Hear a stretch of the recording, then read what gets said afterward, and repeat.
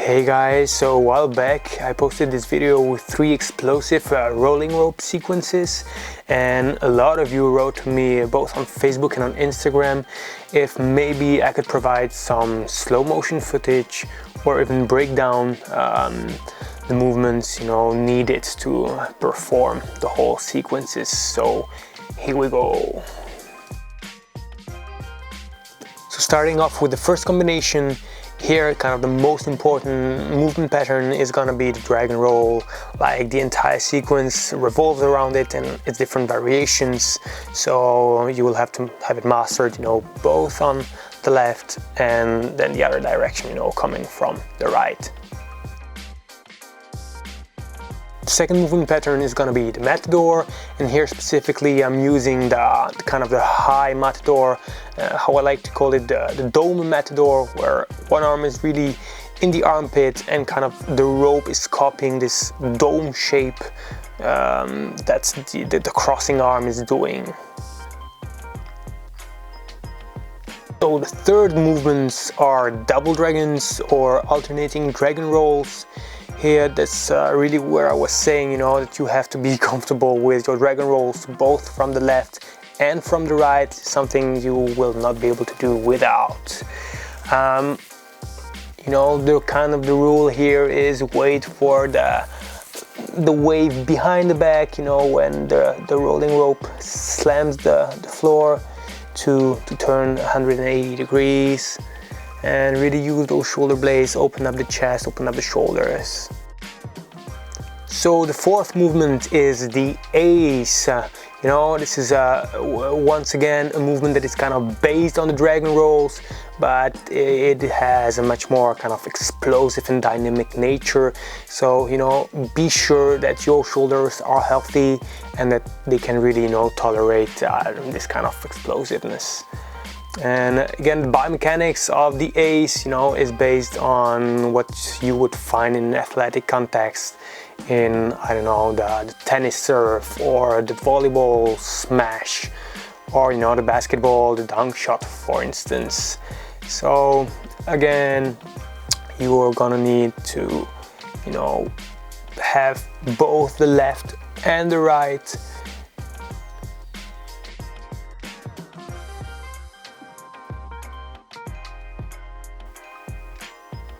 And so as promised, we're finishing off with the slow motion footage, where you can see how it all links together in a very seamless and continuous manner.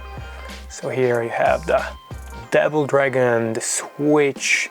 Now we're loading, and the left hand doing the ace, transitioning to the Matador, and again the hop 180 degrees, and again the ace with the right hand going to the Matador. So the entire sequence has a very nice groove to it, it gets you into the flow state very, very easily with all the turn, the switches, the openings. It feels really, really nice on the body. Moving on to the second sequence, guys, here we're starting off with the Matador in its basic form. So compared to the first sequence where it was much higher in the armpit region, here I'm keeping my hands fairly low, and as you see it on the video, you should be able to kind of speed it up and still have control and not slam your legs. So then the second progression would be adding leg work. So here a basic rule that will help you is kind of the side on which the rope and the hands are working is the side where the leg will be in front. So here I'm kind of switching, boom, boom. See, again, the Matador rule of the cross circle will be helpful. Again, you want to kind of be light on your feet. This will be kind of especially helpful for martial artists or boxers, where you really want to be fast on your legs, use them really as springs. The deceleration phase, really compression, then again the explosiveness. The third movement pattern is that of the home run. So if you know it under any other name. That's the name that I learned from Timothy Sheath.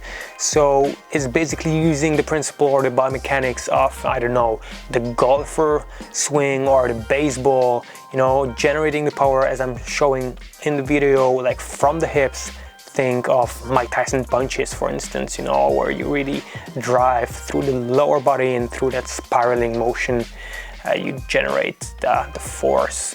So again, a cue that could be helpful would be that the rope should kind of slam twice, once and twice, you know, before you kind of propel the rope.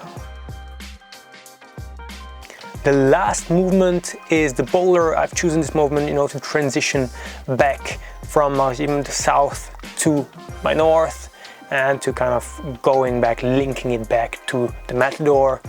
So kind of the way you want to perform it is, you know, as you're going upward, kind of glue your hands to your shoulders to really kind of utilize the thoracic mobility, the rotation of your thoracic spine.